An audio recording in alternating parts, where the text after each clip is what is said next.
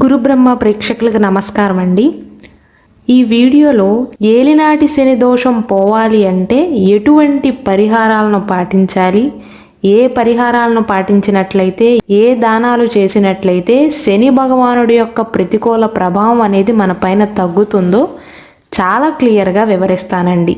ఇప్పుడు నేను చెప్పబోయే ఏ పరిహారాన్ని మీరు పాటించినా సరే శని భగవానుడి యొక్క ప్రతికూల ప్రభావం అనేది మీ పైన ఖచ్చితంగా తగ్గుతుంది. శ్రీ దుర్గాదేవి జ్యోతిష్యాలయం.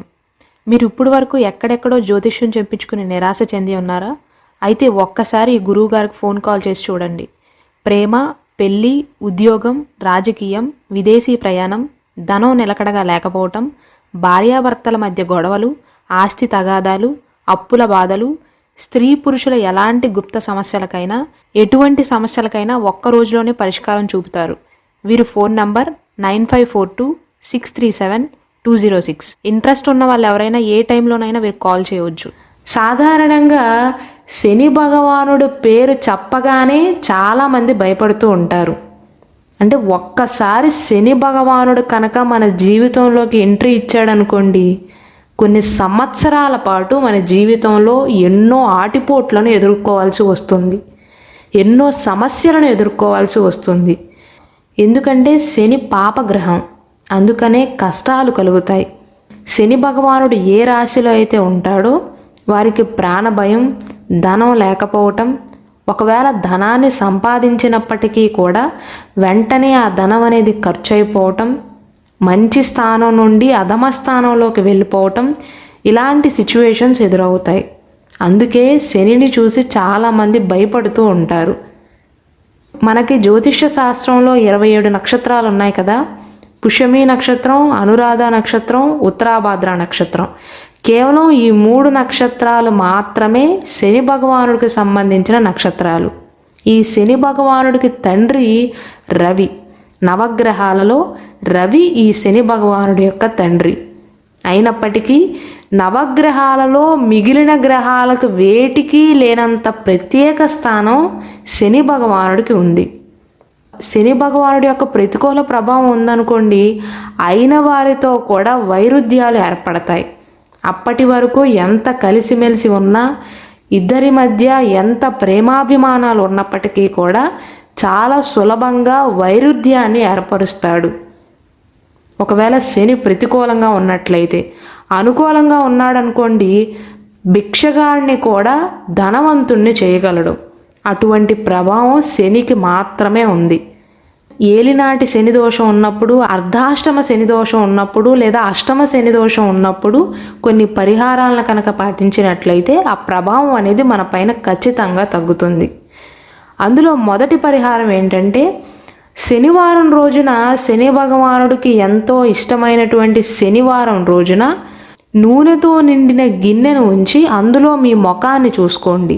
అంటే ఒక గిన్నె తీసుకుని అందులో నూనెను పోసుకుని అందులో మీ ముఖాన్ని మీరే చూసుకోండి. మీ ముఖాన్ని చూసుకుంటున్నప్పుడు శని భగవానుడిని స్మరించుకోండి. ఓం శనేశ్వరాయ నమః అనే మంత్రాన్ని పఠించుకుంటూ శని భగవానుని స్మరించుకోండి. అలా చేయటం వల్ల జీవితంలోని కష్టాలు తొలగిపోతాయి. దీనిని ఒక పరిహారంగా పాటించవచ్చు. శని భగవానుడి యొక్క ప్రతికూల ప్రభావం అనేది మీ పైన తగ్గుతుంది. రెండవ పరిహారం ఏంటంటే, శనివారం నాడు శనీశ్వరుని ఆలయానికి వెళ్ళి, శనీశ్వరుడి ఆలయం చాలా తక్కువగా ఉంటాయి కాబట్టి శివాలయానికి వెళ్ళి స్వామివారికి నైవేద్యంగా నల్ల నువ్వులను సమర్పించండి. అంటే శని భగవానుడు ముందు నల్ల నువ్వులను ఉంచి శని భగవానుడి యొక్క మంత్రాన్ని జపించి నువ్వుల నూనెతో దీపారాధన చేయండి. దీపారాధన పూర్తయిన తర్వాత పక్షులకు ఆహారంగా పెట్టండి. మీరు పెట్టిన ప్రసాదాన్ని తీసుకువెళ్ళి పక్షులకు ఆహారంగా పెట్టినట్లయితే శని భగవానుడి యొక్క ప్రభావం, శని భగవానుడి యొక్క దోషం మీ పైన ఉన్నట్లయితే అది తొలగిపోతుంది. మూడవ పరిహారం ఏంటంటే, శనీశ్వరుడు ప్రభావం కనుక తగ్గాలి అంటే ఈశ్వరారాధన, హనుమంతుడికి పూజ చేయాలి. ఒకవేళ ప్రతిసారి శివాలయానికి కానీ ఆంజనేయ స్వామి ఆలయానికి వెళ్ళటం వీలు కాకపోతే ఇంట్లో మనసు నిండా భక్తితో ఆరాధన చేసినా, దీపారాధన చేసినా ఒకేలాంటి ఫలితం కలుగుతుందండి. అంటే శివాలయానికి వెళ్ళటం, హనుమాన్ ఆలయానికి వెళ్ళటం కనుక కుదరకపోతే మనసు నిండా భక్తితో ఇంట్లో పూజ చేసినా ఒకేలాంటి ప్రతిఫలం కలుగుతుందండి. అంటే నా ఉద్దేశం ఏంటంటే ఇక్కడ ప్రదేశం ముఖ్యం కాదు. దేవుడి మీద కనుక భక్తి ఉన్నట్లయితే అటుకులు పెట్టినా ఒకటే, మనసులో భక్తి లేకుండా బంగారు పువ్వులతో పూజ చేసినా ఒకటే. అంటే నా ఉద్దేశం, ఈ పూజ చేస్తే లేదా ఈ పరిహారాలను పాటించినట్లయితే శని భగవానుడి యొక్క ప్రతికూల ప్రభావం తగ్గుతుంది అని బలవంతంగా చేయకుండా భక్తి శ్రద్ధలతో సరైన నియమాలను పాటిస్తూ కనుక పూజ చేసినట్లయితే, అంటే మనసారా దండం పెట్టుకుని ఏదో చెయ్యాలి అని చేయటం కాకుండా మనసు నిండా భక్తితో కనుక చేసినట్లయితే దైవ బలం మీ పైన ఖచ్చితంగా ఉంటుంది. 4వ పరిహారం ఏంటంటే, ఆలయానికి వెళ్ళి శనీశ్వరుని దర్శించుకున్న తర్వాత ఆలయం నుండి బయటికి వచ్చిన తర్వాత పేదవారికి దాన ధర్మాలు చేసినట్లయితే శుభం కలుగుతుంది. దాన ధర్మాలు చేసేవారన్నా, న్యాయంగా బ్రతికేవారన్నా, తల్లిదండ్రులను ముఖ్యంగా వృద్ధులను సరిగ్గా చూసుకునేవారంటే శని భగవానుడికి చాలా ఇష్టం. అటువంటి వారిపైన శని ప్రతికూల ప్రభావం అనేది ఉండదు. కాబట్టి శని భగవానుడి యొక్క ప్రతికూల ప్రభావం మీ పైన ఎక్కువయ్యి దానివల్లే ఇబ్బందులు కలుగుతున్నాయి అని కనుక మీరు భావించినట్లయితే శని భగవానుడి ఆలయానికి వెళ్ళి, అంటే శివాలయానికి వెళ్ళి శనీశ్వరుని దర్శించుకున్న తర్వాత మళ్ళీ ఇంటికి తిరిగి వచ్చేటప్పుడు భిక్షాటన చేసేవారికి కానీ, పేదవారికి కానీ దాన ధర్మాలు ధన రూపంలో కానీ, వస్తు రూపంలో లేకపోతే వస్త్ర రూపంలో చేసినట్లయితే, నల్లటి బట్టలను దానంగా ఇచ్చినట్లయితే ఇంకా శుభ ఫలితాలు కలుగుతాయండి. మీ పైన ఉన్న శని భగవానుడి యొక్క ప్రతికూల ప్రభావం అనేది తగ్గుతుంది. ఇది చలికాలం కాబట్టి చలికాలంలో నల్లటి రగ్గులను దానంగా ఇవ్వటం, నల్లటి గొడుగును దానంగా ఇవ్వటం, అంటే నలుపు రంగులో ఉన్న వస్త్రాలను ఏవిచ్చినా సరే శని భగవానుడి యొక్క ప్రతికూల ప్రభావం అనేది తగ్గుతుంది. అయితే మీరు దానంగా ఇచ్చిన వస్త్రాలు, వస్తువులు కూడా ఎదుటి వారికి, అంటే దానం తీసుకున్న వారికి ఖచ్చితంగా ఉపయోగపడాలి. మీరు ఇచ్చిన వస్తువు ఖచ్చితంగా వారు ఉపయోగించుకోవాలి, వారు వినియోగించుకునేదిలాగా ఉండాలి. వారు వాడుతున్నట్లయితేనే శని భగవానుడి యొక్క ప్రతికూల ప్రభావం దానం ఇచ్చిన వారిపైన తగ్గుతుందండి. 5వ పరిహారం ఏంటంటే, సాధారణంగా శని భగవానుడి యొక్క బ్యాడ్ ఎఫెక్ట్ అనేది మన పైన ఉందనుకోండి, ప్రతికూల ప్రభావం మన పైన ఉన్నట్లయితే మెయిన్గా మనకు కలిగే ఇబ్బంది ఏంటంటే కోర్టు కేసులు, న్యాయపరమైన చిక్కులను ఎదుర్కోవాల్సి వస్తుంది. ఎక్కువగా ఇబ్బంది పడేది ఈ సమస్యతోనే. ఒకవేళ శని భగవానుడి వల్ల కుటుంబ పరంగా, ఉద్యోగపరంగా లేదా వ్యాపార పరంగా ఏమైనా కోర్టు కేసులు కానీ, శత్రు భయం కానీ, రుణాలు కానీ, అంటే అప్పులు పాలవ్వటం వంటి ఇబ్బందులు కనుక కలుగుతున్నట్లయితే మీరు చేయవలసిన పరిహారం ఏంటంటే, ప్రత్యేకంగా శని త్రయోదశి నాడు, అంటే ఏ శనివారం రోజైతే త్రయోదశి తిథి వస్తుందో దానినే శని త్రయోదశి అంటారండి. ఆ రోజున శని భగవానుడికి నువ్వుల నూనెతో నల్లని వస్త్రాన్ని ధరించి నువ్వుల నూనెతో కనుక అభిషేకం చేసినట్లయితే ఖచ్చితంగా శుభం కలుగుతుంది. కేవలం శని త్రయోదశి నాడు మాత్రమే ఈ పరిహారాన్ని పాటించండి. నల్లటి వస్త్రాన్ని ధరించి, ఆడవారైతే నల్లటి కుర్తీని కానీ లేకపోతే నల్లటి చీరను కట్టుకుని, మగవారైతే నల్లటి షర్ట్ని వేసుకుని, వీలైనట్లయితే కింద పైన ప్యాంటు షర్టు రెండూ కూడా నల్లటి వస్త్రాన్ని ధరించి శని భగవానుడికి తైలాభిషేకం చేయండి. అప్పుడు ఖచ్చితంగా శని భగవానుడి యొక్క ప్రతికూల ప్రభావం తగ్గి శని వల్ల మీకు కలిగే ప్రతికూల ఫలితాలన్నీ కూడా తగ్గిపోతాయి.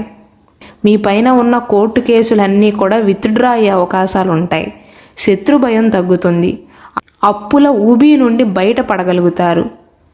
6వ పరిహారం ఏంటంటే, కొంతమందికి ఏమవుతుందంటే శని భగవానుడి యొక్క ప్రతికూల ప్రభావం ఉందనుకోండి, అంటే అష్టమ శని జరుగుతున్నప్పుడు కానీ, అర్ధాష్టమ శని జరుగుతున్నప్పుడు కానీ, ఏలినాటి శని జరుగుతున్నప్పుడు చాలామంది పడే ఇబ్బంది ఏంటంటే, వారి సంపాదన బాగానే ఉంటుంది కానీ వచ్చిన డబ్బు వచ్చినట్లే బయటకు వెళ్ళిపోతుంది.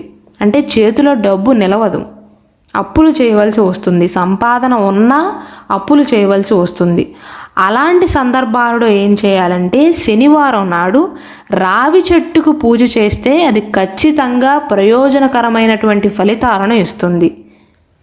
అంటే శనివారం నాడు సూర్యోదయం తర్వాత మాత్రమే రావి చెట్టుకి నీటిని సమర్పించి దాని తర్వాత నూనె దీపాన్ని వెలిగించండి. శనివారం నాడు సూర్యోదయం తర్వాత మాత్రమే చేయాలండి. సూర్యోదయం ముందు మాత్రం రావి చెట్టుకి నూనె దీపాన్ని వెలిగించకూడదు.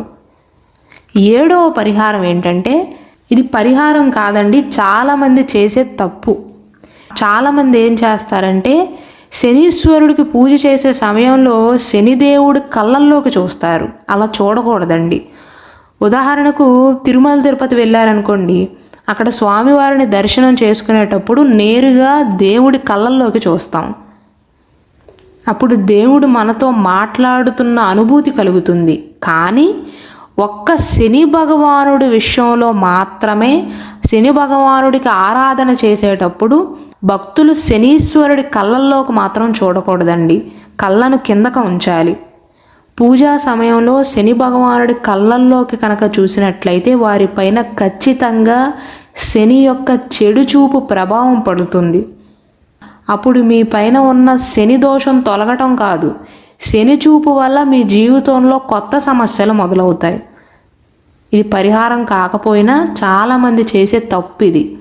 నెక్స్ట్ టైం మీరు శని భగవానుడికి పూజ చేసేటప్పుడు కానీ, ఆరాధన చేసేటప్పుడు కానీ, తైలాభిషేకం చేసేటప్పుడు కానీ, లేదా నువ్వులను సమర్పించేటప్పుడైనా సరే కళ్ళల్లోకి నేరుగా చూడవద్దండి. మీ కళ్ళను కాస్త కిందకు ఉంచాలి. 8వ పరిహారం ఏంటంటే, శని భగవానుడి యొక్క దోషం తొలగిపోవటానికి నీలామణిని ధరించాలి. అంటే మీకు అష్టమ శని జరుగుతున్నా, అర్ధాష్టమ శని జరుగుతున్నా, ఏలినాటి శని జరుగుతున్నా సరే మీరు నీలామణిని కనుక ధరించినట్లయితే శని భగవానుడి యొక్క ప్రతికూల ప్రభావం అనేది మీ పైన పడదు. శని భగవానుడి యొక్క దుష్ప్రభావం నుంచి ఆ నీలామణి రత్నం మిమ్మల్ని రక్షిస్తుంది. కానీ అందరూ ఈ రత్నాన్ని ధరించకూడదండి. జ్యోతిష్యుని సంప్రదించకుండా మీరు ఎటువంటి రత్నాన్ని ధరించకూడదు. అంటే ఇది నేను కేవలం నీలమణి రత్నం గురించి మాత్రమే చెప్పట్లేదు. కనకపుష్యరాగమైన, వజ్రమైన, ఏదైనా సరే, ఏ రత్నాన్ని ధరించే ముందైనా సరే ఖచ్చితంగా జ్యోతిష్యుని సంప్రదించండి. ఎందుకు ఇలా చెప్తున్నాను అంటే, తప్పు రత్నాన్ని కనుక మనిషి ధరించాడనుకోండి, శుభ ఫలితాలకు బదులుగా అశుభ ఫలితాలను పొందుతారు. 9వ పరిహారం ఏంటంటే, శని భగవానుడి యొక్క దోషం అనేది తొలగటానికి దానాలు ఎక్కువగా చేయాలి. దానం, దక్షిణ కూడా శని భగవానుడి యొక్క ప్రతికూల ప్రభావాన్ని తగ్గించటానికి ముఖ్యమైనటువంటి పరిహారాలు. మీ జాతకంలో కనుక శని దోషం ఉన్నట్లయితే, లేదా శని భగవానుడు బ్యాడ్ పొజిషన్లో కనుక ఉన్నట్లయితే, శనివారం రోజున, ప్రత్యేకంగా శనివారం రోజున అవసరం ఉన్న వారిని ఆదుకోండి. లేదా శని భగవానుడికి సంబంధించిన వస్తువులను దానంగా ఇవ్వండి. నల్ల నువ్వులను దానంగా ఇవ్వటం, నల్ల గొడుగుని దానంగా ఇవ్వటం, నల్లటి వస్త్రాలను దానంగా ఇవ్వటం, నల్లటి వస్తువులను దానంగా ఇవ్వటం, లేదా ఇనుమును దానంగా ఇవ్వటం, నూనెను దానంగా ఇవ్వటం. ఆ వస్తువులు ఎంత రేటు అన్నది ముఖ్యం కాదండి, ఎంత ధర అన్నది ముఖ్యం కాదు. మీరు ఇచ్చిన దానాన్ని తీసుకున్న వారికి ఆ వస్తువులు ఉపయోగపడ్డాయా లేదా అన్నది ముఖ్యం. మీరు ఇచ్చిన వస్తువు మాత్రం ఖచ్చితంగా వారు ఉపయోగించాలి. అప్పుడే మీ పైన శని భగవానుడి యొక్క ప్రతికూల ప్రభావం అనేది తగ్గుతుంది. ఈ 9 పరిహారాలలో ఏ పరిహారాన్ని పాటించినా సరే మీ పైన శని భగవానుడి యొక్క ప్రతికూల ప్రభావం తగ్గుతుందండి. కష్టాల నుండి బయటపడగలుగుతారు, అప్పుల ఊబి నుండి బయటపడగలుగుతారు. శని భగవానుడి యొక్క చల్లని చూపు మీ పైన ఉంటుంది. ఈ వీడియో కింద ఓం శనేశ్వరాయ నమః అని కమెంట్ చేయండి.